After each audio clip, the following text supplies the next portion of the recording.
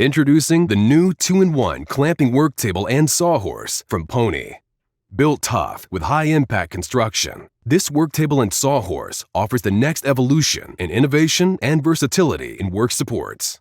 Included with purchase are two 12-inch Jorgensen Easy Hold trigger clamps, each with 300 pounds of clamping force, along with two large and two small bench dogs. When the worktable is set up and ready for use, it offers an adjustable working height of up to 32 inches and a 31 by 25-inch tabletop surface area, all while supporting a weight capacity of 500 pounds. The surface is equipped with easy-to-read measurement markings for a quick and convenient reference and 36 holes that are perfectly placed to utilize the included bench dogs in a multitude of combinations of use. When needed, the Easy Hold trigger clamps can be easily incorporated to work alongside the worktable. For horizontal clamping, first, remove the clamp head by pressing the quick release button and repositioning it on the opposite side.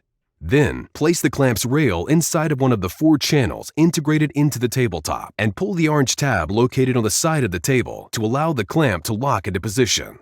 And for vertical clamping, the clamp rail can be inserted into one of the tabletop holes. Then, by reattaching the clamp head to the rail from underneath, the tabletop users can create the necessary downforce needed to hold objects into position. For even more functionality, the table sides fold down and transform the table into a lower-profile sawhorse, which can hold up to 1,000 pounds. Beneath the working surface is a generously sized storage shelf. The frame also provides extra storage for bench dogs when not in use. The adjustable legs include non-marring feet to ensure grip and stability on any surface. For transport and storage, the unit collapses into an easy, flat design.